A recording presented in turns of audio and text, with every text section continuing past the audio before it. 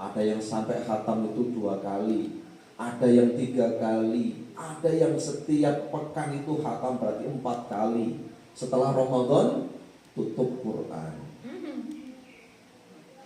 Namun ada juga kemudian yang menjadikan 11 bulan sebelum Ramadan itu dia sudah tilawah Quran tiap hari. Sehingga ketika Ramadan tiba ini lebih menguatkan apa yang menjadi pembiasaan-pembiasaan yang ada.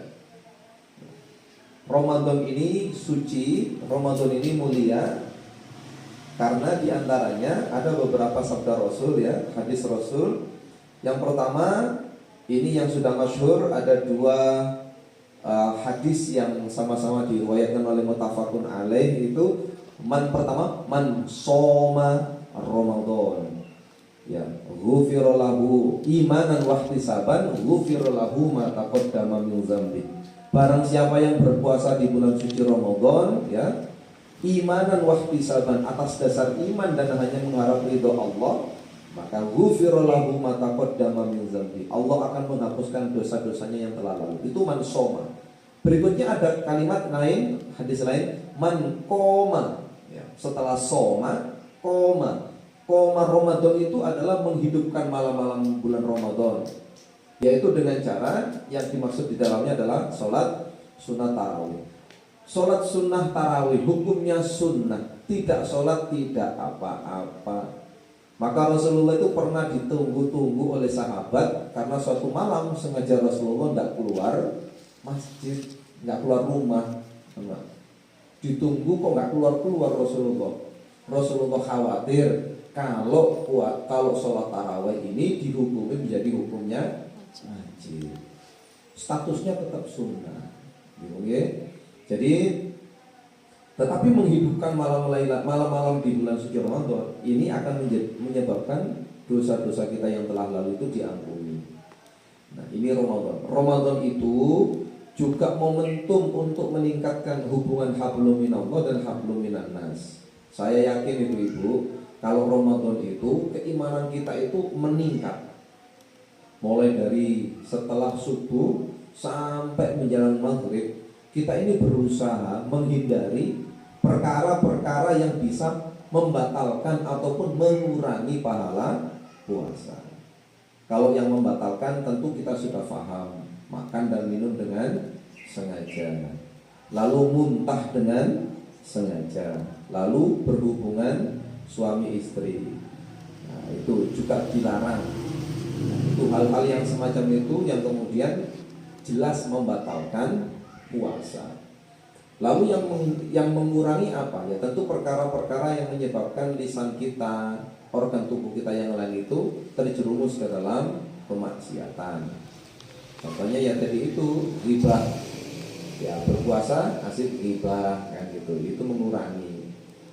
Berpuasa kemudian bertengkar dengan tetangga. Kalau ini ibu-ibu sama tetangga akur nggih? Halo ibu-ibu, akur nggih sama tetangga? Kanan kiri. Sama saudara? Akur nggih? Alhamdulillah. Saya yakin akur.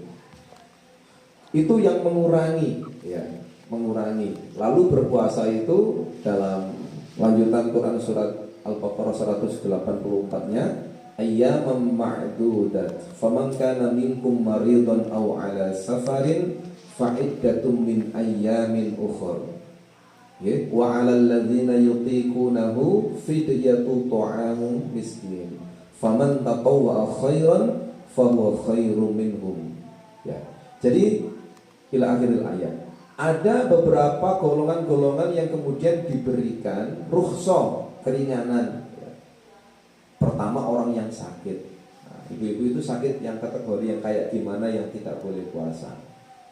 Tentu kita bisa ngukur. Kalau sakit yang mahnya akut, nah itu kalau berpuasa malah lebih sakit, maka bagaimana cara berikutnya? Fa'iddatun min ayyamin ukhur, kali mampu. Kalau mampu diganti di waktu yang lain di 11 bulan setelah Ramadan. Kemudian jika tidak sanggup adalah mengeluarkan fidyah. Kemudian musafir. Siapa musafir itu? Orang yang tentu dalam perjalanan yang tentu perjalanannya baik. Ya, perjalanannya ini kemudian dalam koridor-koridor ketetapan kebaikan oleh Allah, tidak menyalahi. Musafirnya kemana? Ya ke tempat yang agak jauh. Kalau ke Sidoarjo musafir, Bu. Ke Hindabordir. Boten. Itu shopping ya Bu ya namanya. Ke Hindabordir itu musafir saya, ada bakso, mampir. Bakso si Pitung. Nah, bakso si Pitung belakang kantor pos. Nah, itu bisa mampir ke situ. Tidak boleh, itu bukan musafir ya. Paling tidak jaraknya yang agak jauh ya. Kalau jarak ketetapannya kan ada 83 km itu ya Bu ya. Kalau sekarang bagaimana dengan menempuh pesawat ya?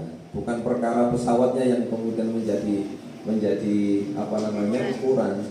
Nah kalau semuanya ditempuh pakai pesawat, nggak ada yang jadi musafir loh Bu. Jangan ke Jakarta, paling durasinya 1,5 jam. Nah, itu cepat sambil duduk. Apakah juga sudah musafir? Sampun jaraknya. Terserah naik apa, apalagi jalan kaki. Alhamdulillah. Sampai sakit-sakit. Tapi ada juga kemudian yang mengeluarkan fidyah, gitu ya, mengeluarkan fidyah. Jadi yang seperti orang yang sudah sepuh, usianya sudah misalkan, kalau usia nggak bisa jadi ukuran ya Bu ya. Usia 80 tapi masih kuat, ya alhamdulillah. Usia 60 kok mboten kuat, nih monggo. Ya, itu ya. Fidyah itu adalah ukuran kita sehari makan Bu. Kalau jenengan sekali makan itu 10.000, maka sehari jenengan tidak berpuasa itu mengeluarkan 20.000. Dihitung aja berapa hari jenengan tidak puasa. Jenengan sehari makan satu bungkus 10.000 boleh atau 15? Atau takaran jenengan makan itu, monggo jenengan pakai ilmu rata-rata yang panjenengan lebih paham tentang itu ya. Itu tentang beberapa hal terkait dengan berpuasa. Apakah puasa itu harus niat? Iya. Niat itu menjadi rukun puasa ya. Apakah boleh setiap hari niat? Ya boleh. Apakah cukup di awal waktu untuk berpuasa itu kita berpuasa itu niatnya misalkan 1 bulan, ya Allah saya niat puasa 1 bulan dirapel gitu. Jadi supaya nggak niat-niat lagi ya. Jadi ada sebagian saudara kita yang di NU itu yang setiap hari melafadzkan niat. Boleh? Ya boleh. Boleh. Kalau kita bagaimana? Ya boleh begitu. Kalau kemudian dalam hati boleh. Karena kalau tidak diniati, tidak sah puasanya. Beda dengan puasa sunnah. Puasa hari Senin misalkan, Senin kok jenengan jam 9 belum sarapan, kemudian merasa di rumah juga lagi nggak enak makan, lalu diniati puasa sebelumnya nggak ada niat, boleh. Niat berpuasa di hari Senin. Lalu setelah sholat zuhur kok ada teman yang ngajak makan, jenengan makan, boleh. Itu pahalanya lebih besar ya. Jadi menghormati teman yang mengajak makan itu pahalanya lebih besar daripada kita melanjutkan puasa sunnah. Duhnya Islam itu indah, luar biasa. Jenengan jadi musafir, dikasih rukhsah sholat jamak kosor bisa. Itu jenengan tidak ambil, eman. Padahal Allah lebih suka kalau rukhsahnya ini diambil.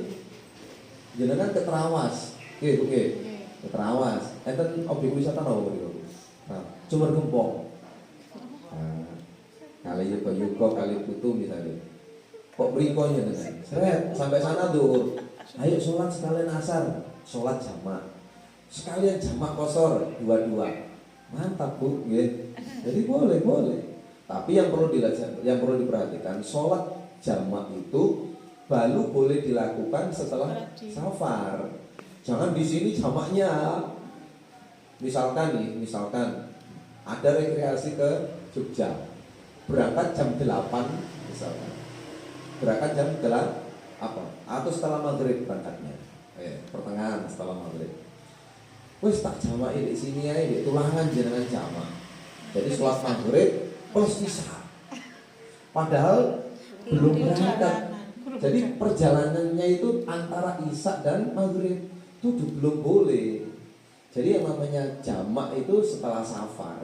Jangan kok misalkan sampai mana, ya itu baru dijamak. Jadi begitu. Kalau kosor saja boleh, boleh. Contohnya gini, jenengan ke Terawas lagi atau Pacet. Ya paling dekat dari sini yang ada destinasinya kan sana. Ngapain tiba-tiba ke Surabaya, panas tuh. Misalkan ke Terawas, jenengan berangkat jam 2, sampai sana asar, gitu. Setelah asar itu hajatnya, setelah itu pulang. Jenengan sholat kosor saja itu boleh. Jadi sholat asar saja itu boleh langsung 2 rakaat. Tidak harus kemudian jadi satu kesatuan gandengan dengan jamak. Yang umum kan jamak kosor. Kalau jamak saja boleh Bu?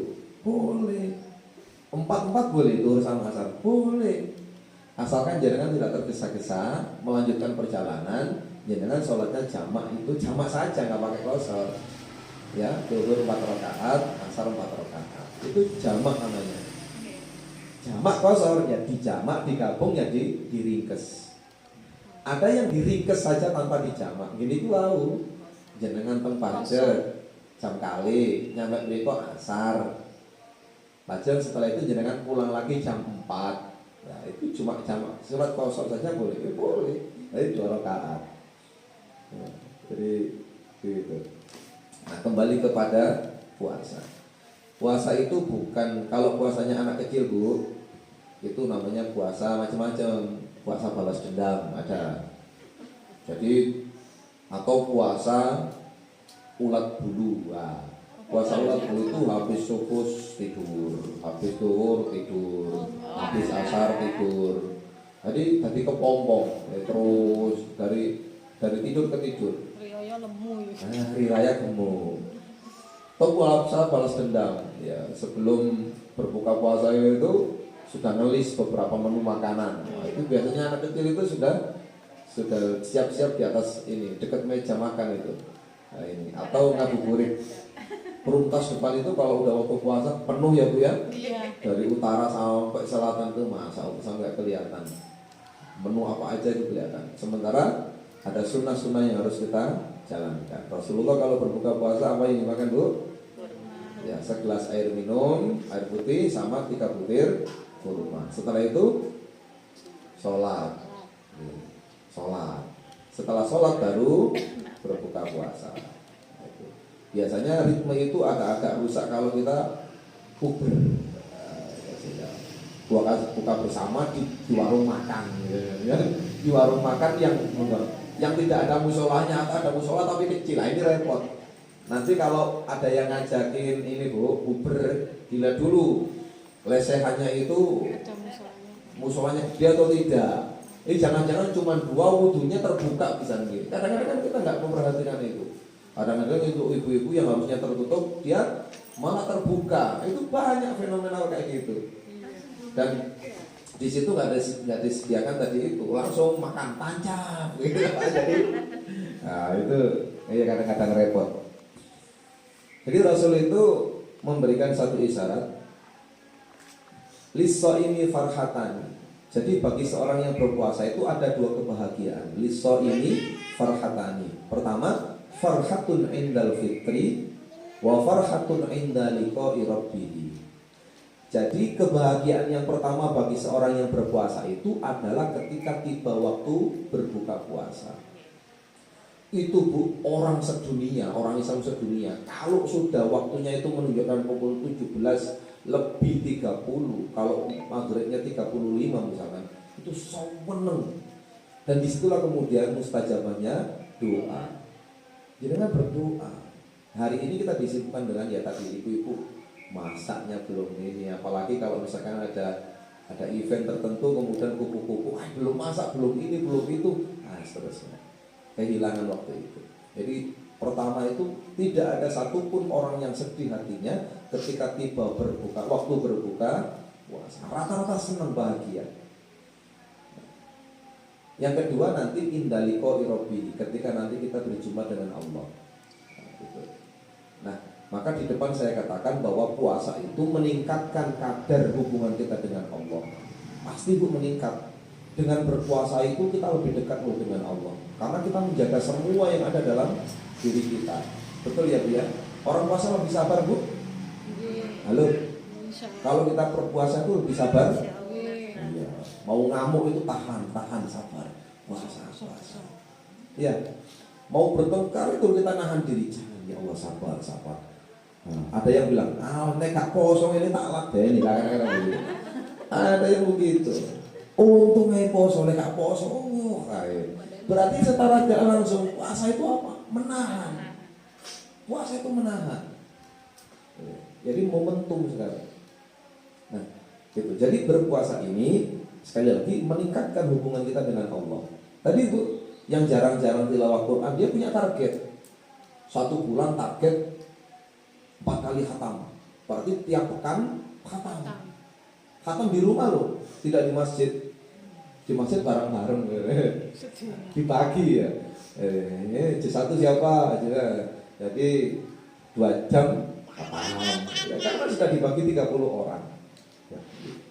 Kalau kita sendiri punya target, silahkan. Itu baik. Atau ada target-target yang lain seperti sedekah. Ada Bu.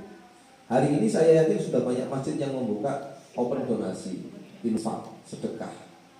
Entah itu jenengan sedekah kurma 1 ton, atau jenengan mau nyumbang beras untuk buka puasa itu. Beras mahal nih sekarang Bu.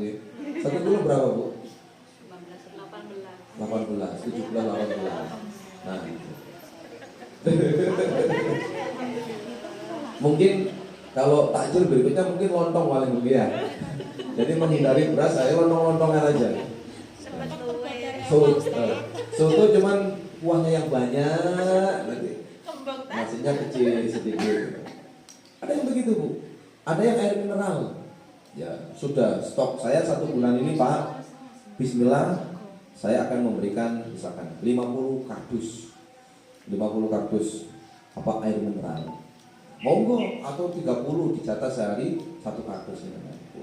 Saya yakin itu akan meningkatkan itu. Itu berarti apa? Itu hablum minan nas. Sampai kemudian ukuran hablum minan nas itu di paling akhir ada yang namanya zakat fitrah. Betul ya Bu ya? Di akhir puasa itu nggak sah kalau tidak ditutup dengan zakat fitrah. Puasa 1 bulan itu loh nggak sah. Ini gara-gara nggak ada zakat fitrah. Bagaimana kemudian hubungan kita dengan Allah ditutup dengan hablum minan nas?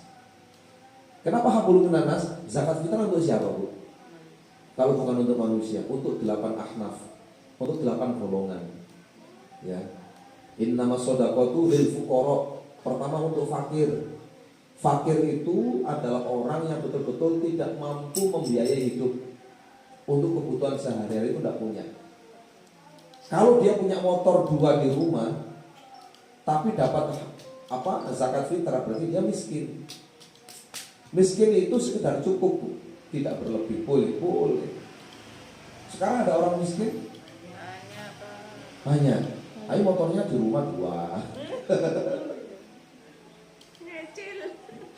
Nyicil ya, kebutuhan katanya. Iya. Innamas shadaqatu lil fuqara wal masakin ya. Kemudian ada untuk musafir ya. Musafir boleh.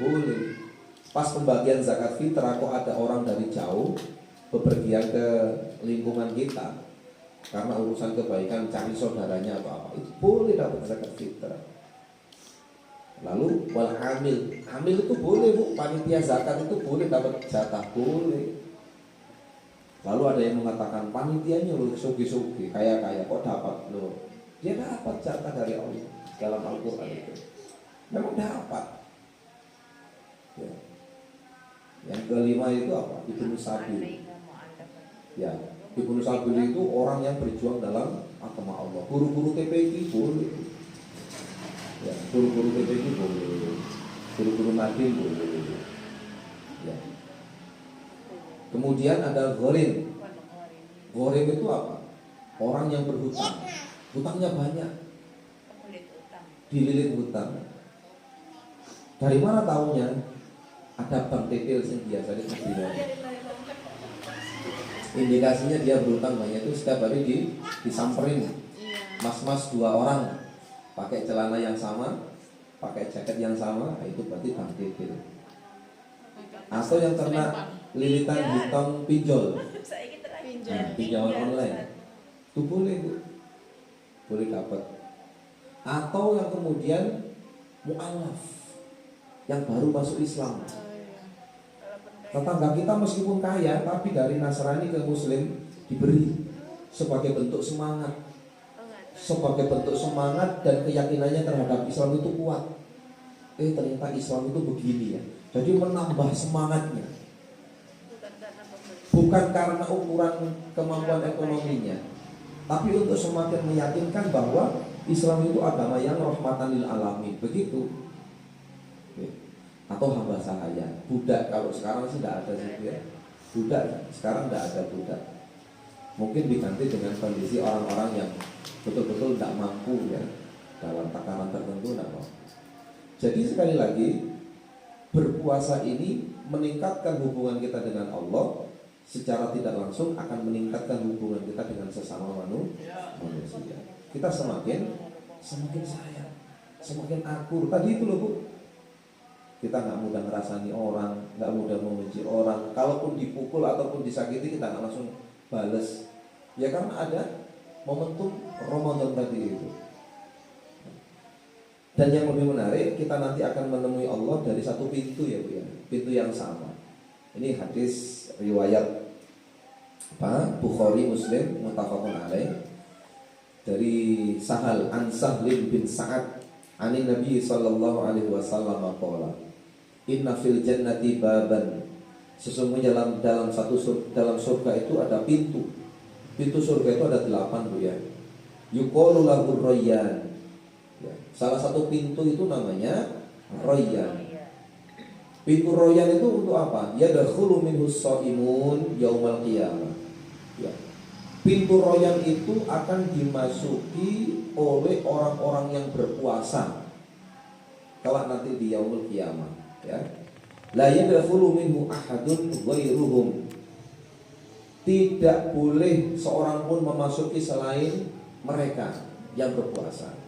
Orang ini Islam, tapi selama hidupnya tidak mau puasa, dia tidak dikasih akses masuk pintu Rayyan gitu. Nah, jadi pintu Rayyan itu hanya untuk yang berpuasa, untuk shaimun. Jalur puasa. Ya, jalur puasa. Ada masuk perguruan tinggi jalur prestasi, jalur beasiswa, jalur people in, jalur orang dalam.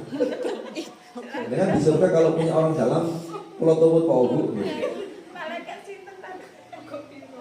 mau menawi jenengan sampai nggak ada backup peng surga kalau tuh gitu. Backupnya gitu Nabi Muhammad. Ya syafaat. La yadkhulu minhu ahadun ghairuhum yuqalu aina shaimun. Ya.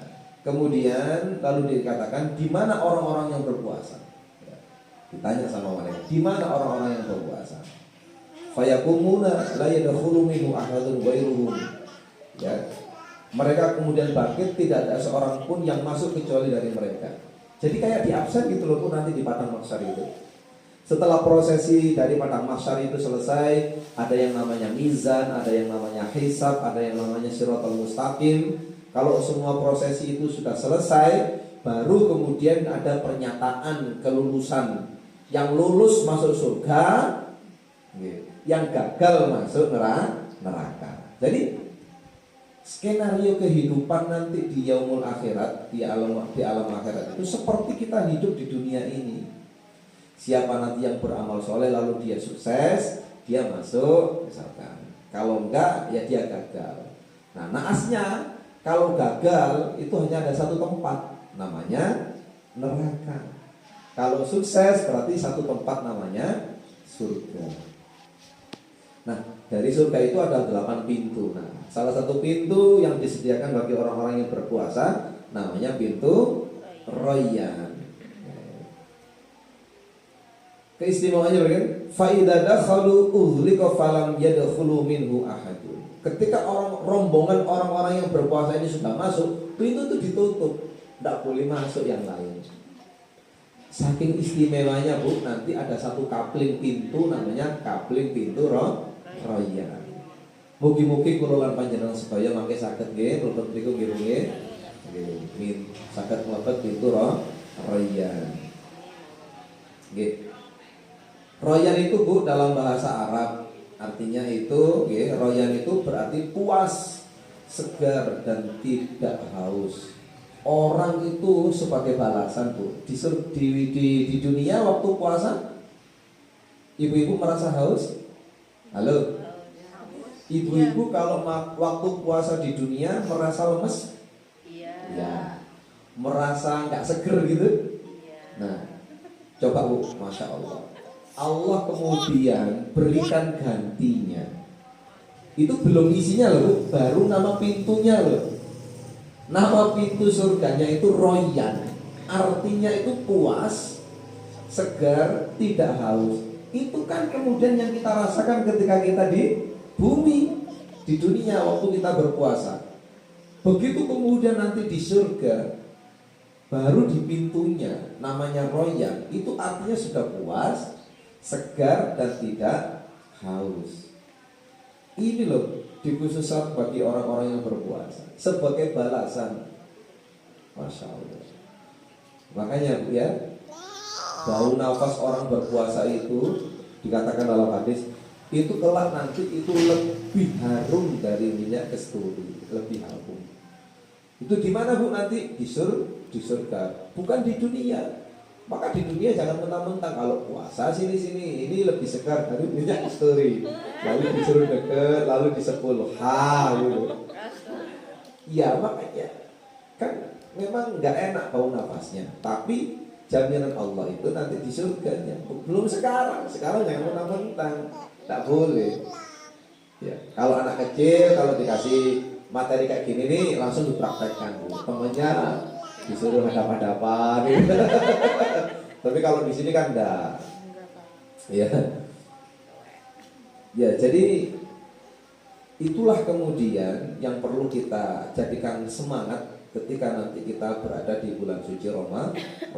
Dan keistimewaan bulan suci Ramadan itu menjadi bulan yang penuh dengan kajian, thalabul ilmi. Jangan bayangkan Bu, ada kajian menjelang sholat subuh, ada. Sampai sahur bareng ini keloetan. Kalau beberapa tahun yang lalu trennya itu adalah buka puasa bersama, bukber. Ini sahur bareng juga sudah mulai viral, mulai banyak. Diawali dengan iktikaf bersama dulu. Ini khususnya kapan? Di 10 hari terakhir. Ada yang begitu, ada Bu. Jadi thalabul ilmi itu sudah mulai sebelum subuh dilakukan. Pada subuh banyak. Pagi-pagi banyak enggak Bu? Banyak. Kemudian yang viral lagi itu adalah kajian menjelang berbuka. Itu banyak. Kalau untuk tarawih itu sudah biasa. Itu keistimewaannya. Nah, salah satu keistimewaan yang paling mulia itu sampai Allah abadikan dalam surat Al-Qadar, dalam satu bulan ini ada satu malam namanya malam Lailatul Qadar. Malam Lailatul Qadar itu adalah malam diturunkannya Al-Qur'an. Apa buktinya? Dalilnya mana? Allah menurunkan Al-Qur'an di bulan suci Ramadan. Dalam Quran surat Al-Baqarah 185. Lanjutannya tadi itu. Syahrul Ramadan alladzi unzila fihil Qur'an hudal linnasi wa bayyinatin minal huda wal furqan. Ternyata Al-Quran itu Allah turunkan dalam bulan suci Ramadan. Lebih spesifik lagi, malam diturunkannya Al-Quran namanya malam Lailatul Qadar. Lah kapan malam Lailatul Qadar itu terjadi? Nah ini masih rahasia. Ada yang kemudian mengaitkan dengan nuzulul Quran. Oh berarti malam Lailatul Qadar itu ya nuzulul Quran itu. Karena malam Lailatul Qadar itu adalah malam diturunkannya Al-Quran. Kapan nuzulul Quran? Ada yang mengatakan 17 Ramadan. Oh berarti tanggal 16 Ramadan malam itu Lailatul Qadar. Nah, ada yang begitu. Tapi hadis yang lain menceritakan, Rasul menceritakan bahwa Lailatul Qadar itu ada di Asrul Awakhir, ada di 10 hari yang terakhir. Ada yang lebih spesifik lagi itu di malam-malam ganjil. Rasul memberikan sinyal untuk mengikatkan ikat pinggang dan untuk membangunkan sanak keluarga. Untuk apa? Qiyamul Ramadan. Nah, di 10 hari yang terakhir. Tanda-tanda alamnya ada? Ada. Jika kau temui sebuah malam-malam itu tenang, udaranya itu tidak dingin, tidak panas, hembusan angin itu tidak kencang dan tidak pelan, lalu sinar bulan waktu itu terang benderang, disitulah kemudian ada sinyal yang mengatakan turunlah malam Lailatul Qadar. Ada yang tidak mikir kapan turun Lailatul Qadar, dia kemudian semangat sejak 1 Ramadan sampai akhir Ramadan. Wis digrowebek ngoten lho. Jadi diratakan mulai awal sampai akhir. Itu kemudian mudah-mudahan awal hingga akhir, kalau saya serius, adalah salah satu di antara dari 1 hari itu, di antara bulan Ramadan itu ada yang namanya malam Lailatul Qadar. Dan saya tidak tahu persis kapan datangnya, maka saya akan maksimalkan setiap harinya. Nah, ada yang milih-milih, ada yang milih-milih ya, setiap malam-malam ganjil lebih, kalau malam-malam genap tidak, gitu. Kita masuk yang mana? Apakah yang semangat atau yang tidak sama sekali? Sekarang kan disebut ini Ramadan pun tahun yono. Kalau usah neko-neko. Ada yang begitu. Yang jelas, yang namanya iktikaf itu Bu, tidak boleh di rumah, tidak boleh di musola. Iktikaf itu hanya ada di dalam. Halo, iktikaf itu hanya ada di dalam. Dan iktikaf yang sesuai ala Rasul itu, ya iktikafnya itu di sebuah hari terakhir, ya Rasulullah nggak pulang dari masjid. Sampai kemudian butunnya hanya bersisir saja. Makanya di Masjid Nabawi itu ada yang namanya Raudhah. Nanti pirang Bu ya. Raudhah itu adalah taman. Taman itu yang memisahkan rumahnya Rasulullah dengan Masjid Nabawi. Ketika Rasulullah iktikaf sejak sepanjang hari, Rasulullah butuh hanya disisir saja. Rasulullah kemudian memasukkan kepalanya ke dalam jendelanya, disisiri Aisyah dari dalam rumah. Nek grere jenengan celak masjid di ngoten Bu bapake. Nek putus suri mawon teng grere ya suri ya. Tapi kan rumah kita tidak selalu dekat dengan masjid. Nggih, ada yang rumahnya kebetulan dekat dengan masjid. Ada yang wakaf masjid depan rumah. Banyak nggih Bu nggih. Ada masjid di depan rumahnya pas. Ayo kadang-kadang rumah yang malah dekat masjid itu yang datang jarang ke masjid. Jadi ujian. Ujian. Kita yang mana? Ya tentu sekali lagi kami berdoa mudah-mudahan ibu-ibu ini selama bulan suci Ramadan diberikan kesehatan, lalu diberikan keluasan rezeki, sehingga tidak hanya cukup untuk keluarganya, tapi juga bisa berbagi dengan sesama. Atau bahkan kemudian sebagian tabungan jenengan ini kemudian diambil. Boleh. Jenengan kan ATM-nya banyak, lebih dari 5. Masing-masing itu ATM isinya digitnya sudah lebih dari 6. Ya. Yang ATM BCA 100 juta, BRI 100 juta, BSI ada 100 juta, Muamalat 100 juta, BTN sing damel KPR niku aman wes. Nah itu. Ada sambat. Nah, lalu bilang ke suami, ya, ayo yang BCA diambil 1 dong, dikosongi yang BCA. Berarti nilainya 100 juta. Sama-sama, masya Allah. Ya. Saya kira ada yang begitu, ada. Jadi banyak kemudian peluang-peluang yang bisa kita. Ini Ramadan kurang 1 pekan kira-kira. Monggo ibu-ibu mulai disusun ya. Kalau menu makanan nggak usah tanya, habis ini akan viral. Ya. Jadi menu makanan 1 bulan itu buka puasa itu akan viral setelah ini. Hari pertama soto, hari kedua rawon, hari ketiga rendang, keempat krengsengan, kelima macam-macam. Itu pun boten usah dipadosi. Pasti akan muncul setelah ini. Begitu. Ya. Kalau mau hemat, ya bisa nomaden Bu dari masjid satu ke masjid yang lain. Bersama keluarga. Ayo hari pertama masjid A keluarga, B, C, D. 1 bulan boten poso, boten buka, boten griya. Keturutan. Sak sahure monggo. Enten sahure pisan. Nggih, monggo. Bulan berkah nih ya. Bulan berkah. Ya, yang dekat masjid tadi. Yang dekat masjid. Nah. Jadi jenengan memilih yang mana? Jenengan memilih menjadi objek berarti diberi, ya. Jenengan memilih jadi objek, jadi tadi nomaden dari sana. Monggo boleh. Atau jenengan jadi subjek yang menyediakan, berpartisipasi. Atau jadi penonton. Ya, tidak memberi, tidak menerima, nonton aja. Atau jadi komentator.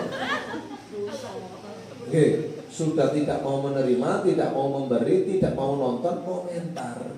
Maitu. Yang ini semua repot-repot. Ada begitu, ada. Kita mau yang mana?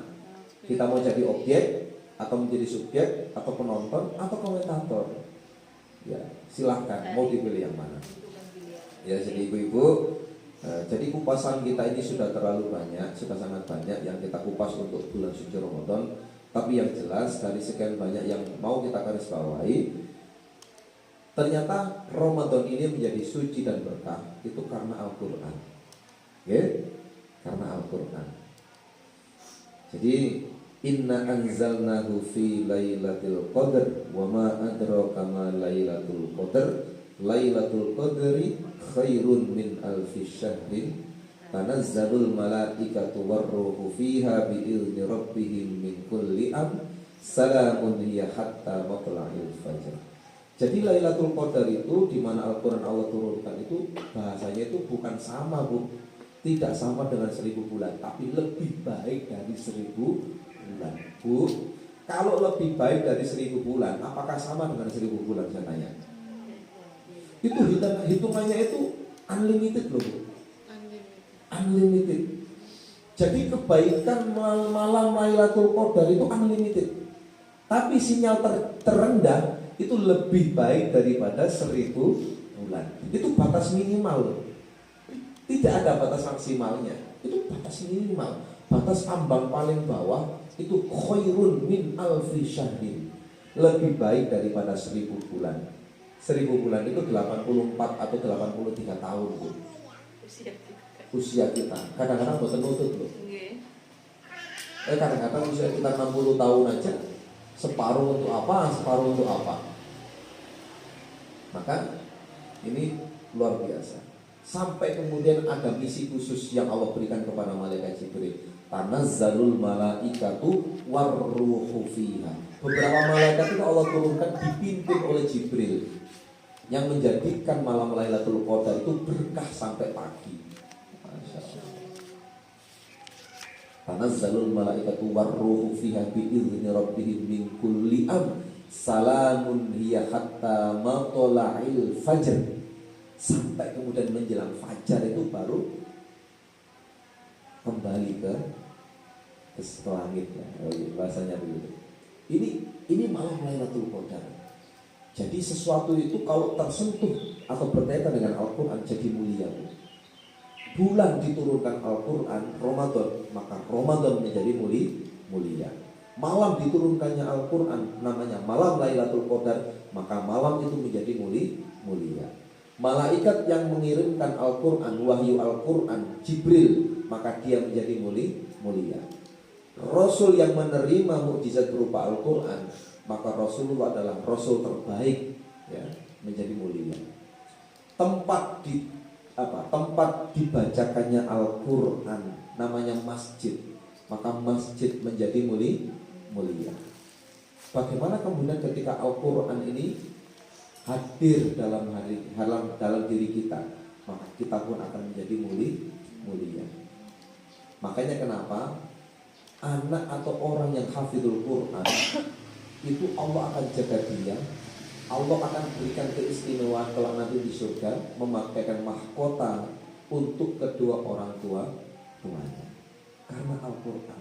Dan hari ini pemerintah sudah menyadari anak-anak yang hafizul Quran diberikan jalur khusus masuk PTN, perguruan tinggi negeri, itu karena Quran. Ya Bu ya. Jadi tanpa seleksi yang lain, karena Qurannya. Masya Allah. Yang masih punya anak-anak yang masih berpotensi, mudah-mudahan bisa seperti itu ya. Amin. Itu Bu ya. Jadi Ramadan kalau menurut keputusan Majelis Tarjih PP Muhammadiyah jatuh pada tanggal 11 Maret. Itu adalah hari Senin, berarti hari Ahad malam sudah tarawih, sudah sahur di waktu subuhnya. Jadi itu kalau nanti misalkan saudara kita di Nahdliyin ada yang hari Selasa, monggo, tidak apa-apa, sama-sama punya keyakinan. Sing repot itu kan boten Senin, boten Selasa, boten poso.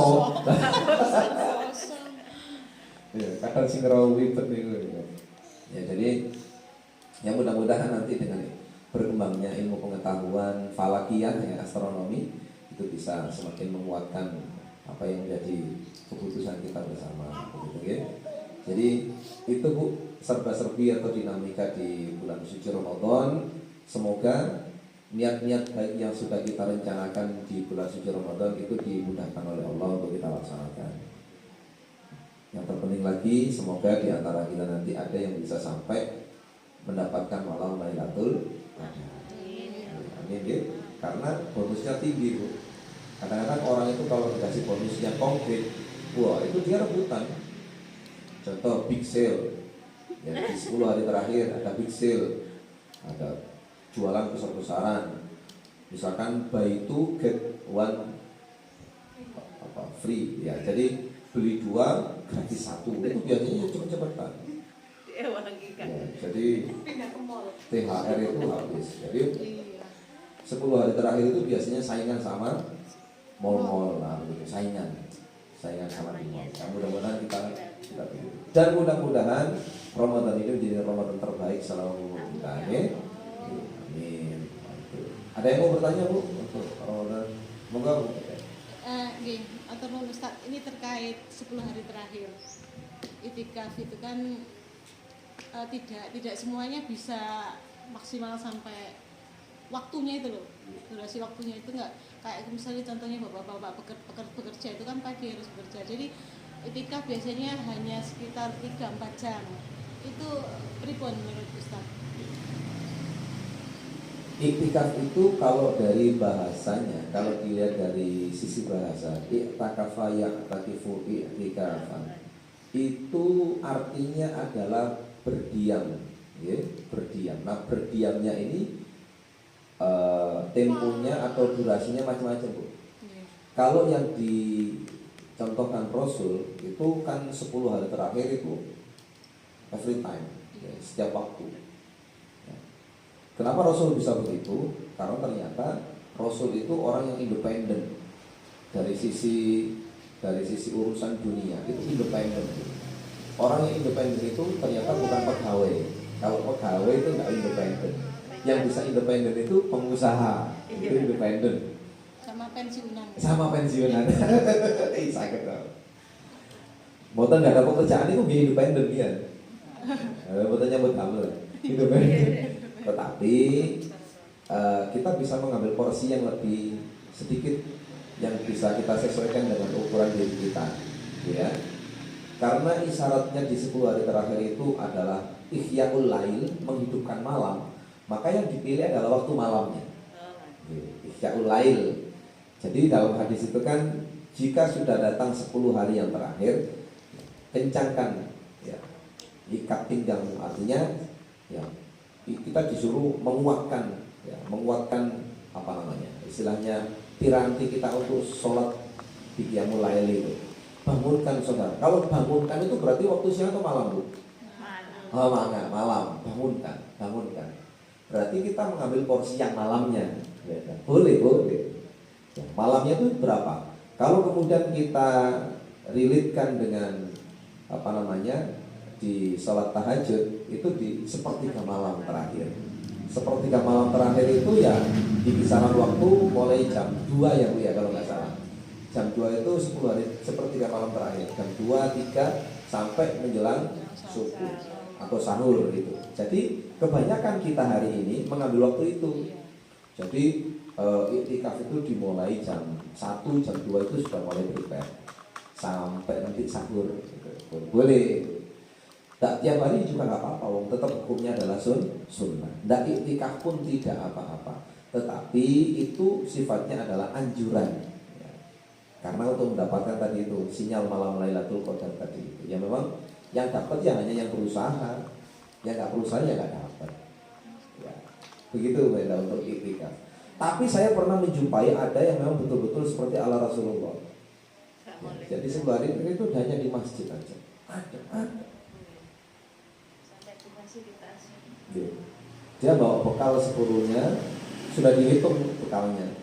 Sudah dihitung dan dia tentu sudah pamit sama keluarganya. Jadi jangan-jangan lagi asik iktikaf, bojone teko, ayah, mulai. Repot itu nanti. Semburat nanti itu. Nggih yang lain barangkali. Nggih, mohon. Kapan hari saya itu ditanyai sama seseorang gini, Bu, semisal saya itu kan mohon maaf selama hidup saya itu sering hutang puasa dan tak pernah bayar. Nah ini Kak Qadarullah itu mungkin semua itu hidayah ya. Saya itu pengen sekali membayar hutang-hutang dulu selama saya hidup lah. Saya itu membayar fidyah pun tidak mampu. Mau membayar puasa dengan semampu saya itu pun saya nggak kuat gitu. Kira-kira saya ini ya apa? Semampunya penjenengan dengan niat jenengan insya Allah. Saya gitu kira-kira mau jenengan pripun. Iya. Ada kondisi-kondisi yang luar biasa itu ya. Kadang Allah turunkan hidayah itu di waktu-waktu yang dia sudah posisi yang seperti itu ya. Seperti contohnya gini, hukum bertato itu haram. Dan orang yang bertato itu tidak bisa kalau dia menghalangi anggota tubuhnya dari air wudhu, maka sholatnya sudah tidak sah. Kan begitu? Tapi kemudian dia taubatan nasuha. Tapi taubatan nasuha itu kalau tato itu berarti harus dikelimbet, dikelontok. Itu kan kemudian habis nanti kulitnya. Nah, bagaimana dengan seperti ini? Itu seperti halnya ada kisah, ada orang yang sudah membunuh 99 orang itu di zaman para sahabat itu ya. Kemudian tanya, apa masih bisa tobat enggak? Enggak bisa, katanya ulama yang wah dibunuh sekali jadi 100. Tapi ada yang mengatakan bisa, hanya bertaubat. Nah, hal-hal yang semacam ini tentu menjadi pembatas. Masa taubatnya itu dengan kondisinya itu sudah menghilangkan yang sebelumnya. Artinya bukan menghilangkan secara total ya, tetap ada hitungannya. Tetapi dia bisa memulai langkah barunya dari situ. Nah, kalau sebelumnya dia tidak pernah berpuasa, ya sudah, itu nanti bisa dia minta ampun kepada Allah. Ya, istighfar macam-macam, termasuk puasa nanti karena akan menghapuskan dosanya yang telah lalu. Ya mudah-mudahan man shoma Ramadan ghufira lahu ma taqaddama min dzambi. Termasuk ma taqaddama min dzambi itu bukan 1 tahun yang lalu, bukan hanya minggu yang lalu, tapi dosa-dosa yang telah lalu. Jadi berpuasa itu. Jadi dosa yang mana? Ya kita nggak pernah tahu. Dosa yang mana yang Allah ampuni? Ya, kita kan nggak pernah tahu. Jadi itulah istimewanya Islam, tidak ada penebusan dosa, tetapi ada istilah ampunan dosa. Yaitu kalau beliaunya tidak pernah bisa berpuasa, bahkan tidak pernah bisa membayar fidyah, bahkan dia layak untuk diberi nanti, diberi zakat. Jadi seperti itu. Jadi monggo semampunya. Memang 11 bulan untuk mengganti berpuasa di bulan Ramadan itu kayaknya nggak cukup ya Bu ya. Ya kurang aja. Buktinya ada yang sudah 11 bulan puasa belum selesai nyaur kan, ada yang begitu. Ya ini maka kita wanti-wanti yang belum ayo, kecuali yang sakit, kecuali yang mau punya anak kecil lagi dan seterusnya, itu yang agak ada pengkondisian. Ini yang jelas, kondisi apapun yang dialami seseorang, kalau itu ada kaitannya dengan perbaikan diri, ayo kita semangati Bu, ya. Ayo kita semangati supaya dirinya lebih termotivasi. Itu sih Bu, jangan meten-meteni. Ini sombang, ini angel-angelan. Sebenarnya buatan poso maneh. Terus kayak Cari ini ngono cari awal itu tadi kayak orang yang sudah membunuh 99 orang, cari ini nggak bisa tobat, dibunuh sekali ya. Karena orang kalau sudah kadang kalau udah gelap mata Bu, kalau orang itu kadang sudah kalau gelap mata itu dia akan melakukan apapun ya, yang tanpa pikiran orang. Gitu. Saya kira itu nggih. Cekap mewakili ibu-ibu yang lain yang hari ini hadir di majelis ini. Mudah-mudahan sekali lagi ada hikmah dan manfaat, dan sekali lagi mudah-mudahan Ramadan yang akan hadir di tengah kita di pekan depan menjadi Ramadan yang barokah, yang lebih baik daripada Ramadan yang sebelumnya, dan semoga hubungan kita dengan Allah semakin baik, hubungan sesama manusia pun juga lebih baik. Begitu nggih? Mari secara kita menundukkan hati dan pikiran, kita berdoa mudah-mudahan apa yang kita usahakan ini diberikan balasan terbaik oleh Allah Subhanahu wa taala, dan seluruh amal soleh kita diterima oleh Allah Subhanahu wa taala. Amin. A'udzubillahi minasyaitonir rajim. Bismillahirrahmanirrahim. Allahumma shalli wa sallim wa barik ala nabiyyina Muhammadin walhamdulillahi rabbil alamin. Allahumma ighfir lana dzunubana wa dzunuba walidayna warhamhum kama rabbawna shighara. Allahumma la tada'na dhanban illa ghafartahu wa la hamman illa farajtahu wa la daynan illa qadaytahu wa la hajatan min hawaijid dunya wal akhirah illa qadaytaha wa yassartaha ya rabbal alamin. Rabbi habli minas salihin. Rabbana hab lana min azwajina wa dhurriyyatina qurrata a'yun waj'alna lil muttaqina imama. Allahumma inna nas'aluka 'ilman nafi'an wa rizqan thayyiban wa 'amalan mutaqabbalan. Rabbana atina fid dunya hasanah wa fil akhirati hasanah wa qina adzabannar. Walhamdulillahi rabbil alamin.